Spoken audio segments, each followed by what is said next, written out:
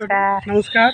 हामी आज सानो हाम्रो अगाडि चाहिँ एउटा नरिवलको बुटो छ र प्राय जस्तो हामीलाई यो नरिवलमा के मल हाल्नुपर्छ भन्ने विषयमा हामी अनभिज्ञ छौँ र बाहिरका मान्छेहरूले हामी नुन हाल्नु भन्छ, कसैले के भन्छ, कसैले के भन्छ। वास्तवमा हामी चाहिँ जैविक मलहरू प्रयोग गर्ने विषयमा आज हामी चर्चा गर्दैछौँ। केही पनि हाल्नु पर्दैन, यतापट्टि रासायनिक मल त हाल्नै पनि पर्दैन र यो सानो एउटा बुटो हो। अहिले 1 वर्ष कति 2 वर्ष हुन आँट्यो, कार्तिकमा 1 वर्ष, कार्तिकमा 1 वर्ष भयो, अब 1.5 वर्ष हुँदैछ। अब यसमा चाहिँ हामीले यहाँबाट फेदबाट नाप्नुपर्छ। यसरी यहाँ भयो, यो 1.5 फुट छ।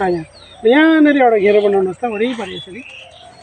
मैले बनाइदिएँ नि, यो मैले बनाएँ नि, लानुहोस् न। हो, हुन्छ, त्यति गहिरो हुन्छ त्यहाँ यसमा। ल बनाएर यसमा चाहिँ 3 इन्ची गहिरो बनाउँदा हुन्छ है। अलिक नजिक जानुहोस् ल, अलिक यो बोटका नजिक हो, त्यति अलिक नजिक, अलिक गहिरो खानुहोस्, अलिक गहिरो हुन्छ, त्यति हुन्छ। यहाँ चाहिँ अलिक खानु होला। वरिपरि हामीले खन्दैछौँ। 1.5 वर्षको बोटमा चाहिँ यति खन्दा हुन्छ। लु भयो, ठिक्क भयो। लु मल हाल्नु अब। यहाँ कमसेकम 5-6 किलो 7 किलो चाहिँ मल हालिदिनुहोस्। हेरेर विचार गरेर। हो, त्यहाँ चाहिँ राम्रो भयो यो चाहिँ एकदम।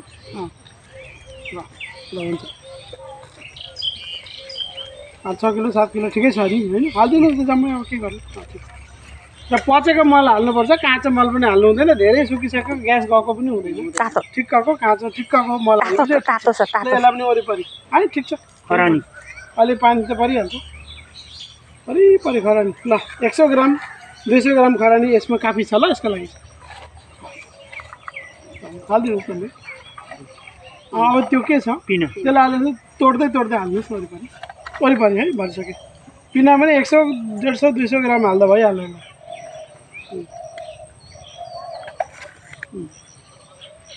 हस् ल, अहिले यस्तो मिसाइदिनुहोस् अब कोदालोले। अब त तपाईँ पनि एकदम एक्सपर्ट भइसक्नु भयो होइन?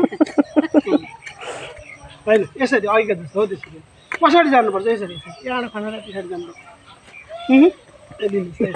यहाँबाट सुरु गर्नुभयो नि, यसरी यसरी यसरी यसरी पछाडि जानु, पछाडि सर्दै खन्दै। तरिका छ नि सबैजना। हेलो भयो भयो भयो भयो, सोरी सबैतिर मिलाउनु न, सब यता भएन। बराबर गरिदिनुहोस् ल। ल अब छोपिदिनुहोस् भयो, हुन्छ। त अगाडिको ठेल्नु यता हो त। त्यसलाई अलिकति हुन्छ, छोपिदिनुहोस् न, भइहाल्छ। मजाले छोपिदिनुहोस्। यसको लेभलमा सबै आओस्। अब यो मल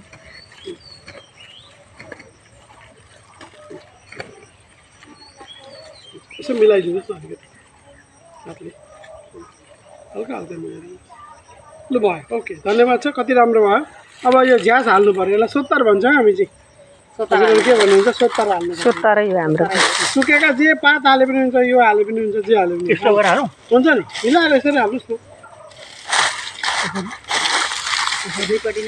सबैतिर हाल्नु नि यसरी। यो झ्यास पनि अलिअलि हालिदिनु। यो पनि ऊ त्यो त्यो के को लिचीको हो, त्यो लिचीको पनि हालिदिनु। धमिरा आउँछ कि ख्याल गर्दै गर्नुपर्छ ल।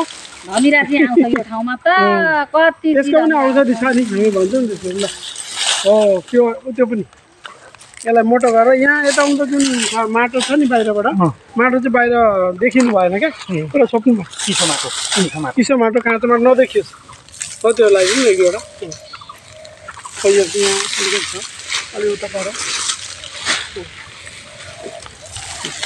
अब पर त्यो एउटा सानो बोट रहेछ नि तपाईँको, त्यसमा पनि यही प्रक्रिया दोहोऱ्याउने र आज समाप्त गर्दैछौँ। सबैजनालाई तपाईँहरूलाई धन्यवाद। धन्यवाद।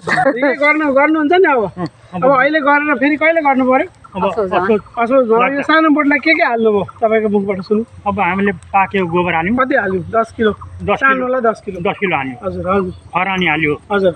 अनि 200 ग्राम जति। हजुर। अनि पिना हाल्यो 1 पावा जति। अनि यसलाई खन्नु खनिसकेर फेरि हामीले मिसाइदिनु, माटो मिसाएर छोपिदिउँ। अनि छोपिसकेर चाहिँ के गर्यौँ, पुरा मजाले छोपिदिउँ।